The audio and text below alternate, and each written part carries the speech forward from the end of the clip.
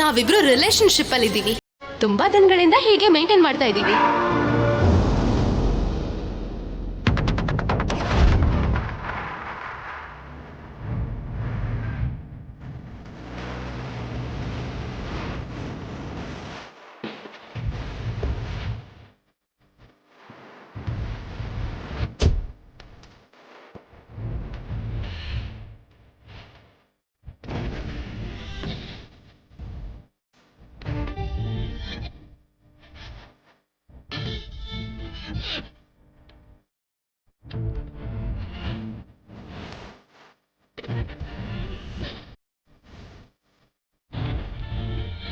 ಯಾಕೆ ಸರ್ ಇಲ್ಲಿಗೆ ಬರಕ್ ಹೇಳಿದ್ದು? ಹುಡುಗಿರ್ನ ಮೀಟ್ ಮಾಡಕ್ಕೆ ಎಲ್ರು ಐಸ್ ಕ್ರೀಮ್ ಪಾರ್ಲರ್ಗೋ ಇಲ್ಲ ಪಾರ್ಕ್ ಕರೀತಾರೆ. ನೀವೇನ್ ಸರ್ ಇಂಥ ಕಾಡಲ್ಲಿ ಮೀಟಿಂಗ್ ಏರ್ಪಾಡು ಮಾಡಿದೀರಾ? ಇಲ್ಲ ಆದ್ರೆ ನಿನಗೆ ಇಡೋಕೆ ಹಿಡನ್ ಕ್ಯಾಮ್ರಾ ಇರಲ್ಲ. ಇಲ್ಲಿ ನಿನಗೆ ನನ್ನನ್ನ ಬಲೆಲ್ ಸಿಕ್ಕಾಕ್ಸೋದಕ್ಕೆ ನಿನ್ ಡ್ರಗ್ಸ್ ಮೆಡಿಸಿನ್ಸ್ ಎಲ್ಲ ಸಿಗೋದಿಲ್ಲ. ಇಲ್ಲಿ ನೀನ್ ನನ್ನನ್ನ ಯಾವ ರೀತಿಲೂ ಮೋಸ ಮಾಡಕ್ಕಾಗಲ್ಲ. ಮಾಡಿರೋದ್ನೆಲ್ಲಾನು ಮನ್ಸಲ್ಲೇ ಇಟ್ಕೊಂಡಿದ್ದೀರಾ ಅನ್ಸತ್ತೆ. ಮರೆಯುವಂತ ಕೆಲ್ಸ ಅಲ್ಲ ನೀನ್ ಮಾಡಿದ್ದು. ಯಾವ ಹುಡುಗಿನೂ ಮಾಡದಿರೋಂತ ಕೆಲ್ಸ ಮಾಡಿದೀಯಾ. ಛೀ, ನೋಡು, ಸ್ವಲ್ಪನೂ ನಾಚಿಕೆ ಇಲ್ಲದೆ ಹೇಗ್ ಕೇಳ್ತಿದೀಯಾ. ನನಗೆ ಅಸಹ್ಯ ಆಗ್ತಾ ಇದೆ ನಿನ್ ಮಾತನ್ ಕೇಳಿ. ನನ್ಗಂತೂ ತುಂಬಾ ಖುಷಿ ಆಗ್ತಿದೆ ಸರ್. ನೀವ್ ಹೀಗ್ ನೋವಲ್ಲಿರೋದ್ನ ನೋಡಿದ್ರೆ ಆ ರಾಜಲಕ್ಷ್ಮಿ ಪರಿಸ್ಥಿತಿ ನಿಮ್ ಫೇಸ್ ಮೇಲೆ 3D ಕಾಣಿಸ್ತಿದೆ ಸರ್. ಹೇಗಿದ್ದಾಳೆ ನಿಮ್ ರಾಜಲಕ್ಷ್ಮಿ? ನಾನ್ ಕೊಟ್ಟಿರೋ ಡೋಸ್ಗೆ ಫೀಡ್ಬ್ಯಾಕ್ ಏನ್ ಸರ್?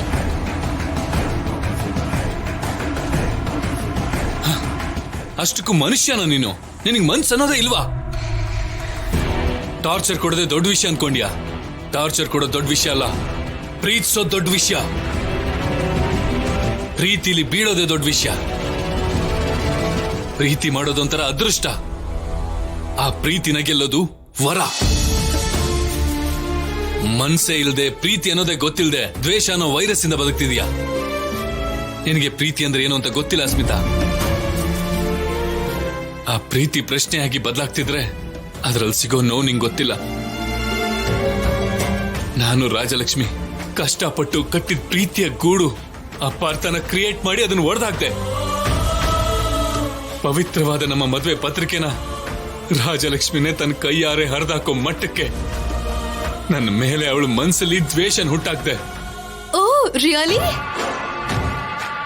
ದೇವಸ್ಥಾನಕ್ ಪೂಜೆಗೆ ತಗೊಂಡ್ ಹೋಗಿರೋ ಮದ್ವೆ ಕಾರ್ಡ್ನ ರಾಜಲಕ್ಷ್ಮಿ ಹರಿದು ಪೀಸ್ ಪೀಸ್ ಮಾಡದ್ಲಾ? ಸರ್ ಬಿಡಿ ಸರ್. ನಾನು ಹೇಗ್ ನಿಮ್ ಬೆಡ್ ಮೇಲಿದ್ದೆ ಹೇಳು. ಬಿಡಿ ಸರ್. ನಿಜ ಹೇಳು. ಬಿಡಿ. ಹೇಳು. ಹೇಳೆ. ಬಿಡಿ ನನ್ನನ್ನ. ಇಲ್ಲಾಂದ್ರೆ ಸಾಯಿಸ್ಬಿಡ್ತೀನಿ.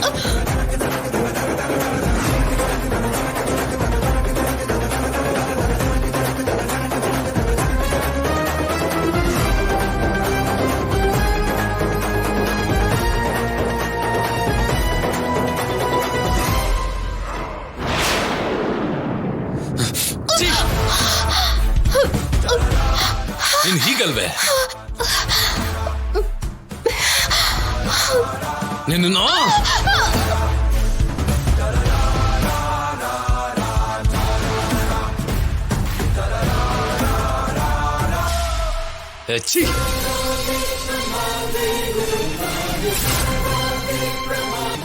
ನೀನ್ ಮಾಡಿದ ಕೆಲ್ಸಕ್ಕೆ ನಿನ್ನ ಇಲ್ಲೇ ಸಾಯಿಸಿದ್ರು ಕೂಡ ನನಗೆ ಯಾವ ಪಾಪನೂ ಅಂಟೋದಿಲ್ಲ. ಆದ್ರೆ ನಾನು ಆ ಕೆಲಸ ಮಾಡಲ್ಲ. ಆದ್ರೆ ಒಂದ್ ಮಾತ್ರ ನೆನ್ಪಿಟ್ಕೋ ಅಸ್ಮಿತಾ, ನನ್ ರಾಜಲಕ್ಷ್ಮಿ ಏನಾದ್ರೂ ನನಗೆ ಸಿಕ್ಕಿಲ್ಲ ಅಂದ್ರೆ ಇದೇ ಒಳ್ಳೆತನ ಅವತ್ತಿರ್ದೆ ಹೋಗ್ಬೋದು. ಆ ಪರಿಸ್ಥಿತಿ ಬರಬಾರ್ದು ಅಂದ್ರೆ ಹೋಗಿ ರಾಜಲಕ್ಷ್ಮಿಗೆ ನಿಜ ಹೇಳು.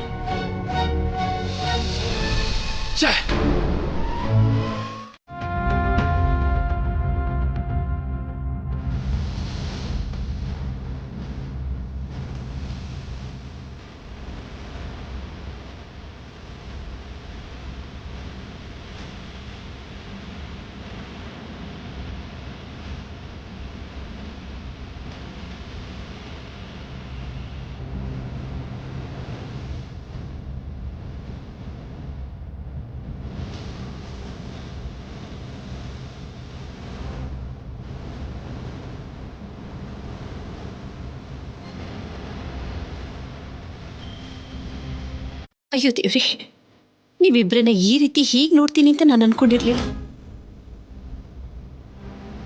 ಇಬ್ರು ಮಕ್ಕಳ ಮದ್ವೆನೂ ಒಂದೇ ಮಂಟಪದಲ್ಲಿ ಒಂದೇ ಸಮಯದಲ್ಲಿ ನಡೆಯುತ್ತೆ ಅಂತ ಎಷ್ಟು ಸಂತೋಷ ಪಟ್ಕೊಂಡಿದ್ದೆ.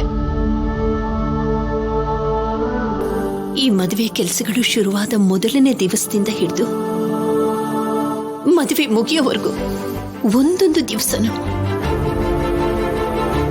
ಎಷ್ಟೆಲ್ಲ ಸಂಭ್ರಮ ಇರುತ್ತೆ, ಎಷ್ಟು ಓಡಾಡಬೇಕು, ರಾಜಿಗೆ ಏನ್ ತಗೊಳ್ಳೋದು, ಆದ್ಯನಿಗೆ ಏನ್ ತಗೊಳ್ಳೋದು ಅಂತ ಎಷ್ಟೆಲ್ಲ ತಲೆ ಕೆಡಿಸ್ಕೊಂಡಿದ್ದೆ. ನಾನು ಅಂದ್ಕೊಂಡಿದ್ ಯಾವುದು ನಡೀಲಿಲ್ಲ, ಅನ್ಕೊಳ್ದೆ ಇದ್ದಿದ್ದೆಲ್ಲ ನಡೀತಾ ಇದೆ. ಯಾಕೆ ಹೀಗೆಲ್ಲ ಆಯ್ತು? ಯಾರ್ ಕೆಟ್ಟ ದೃಷ್ಟಿ ತಾಕ್ಬಿಡ್ತು?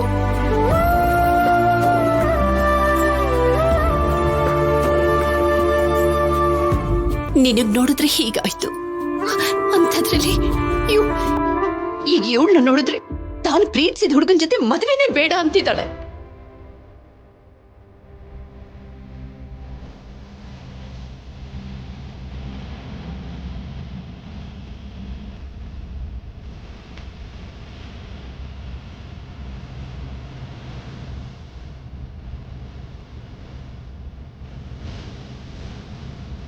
ದೊಡ್ಡಮ್ಮ, ರಾಜಲಕ್ಷ್ಮಿ ಮದ್ವೆ ಬೇಡ ಅಂದ್ಲ?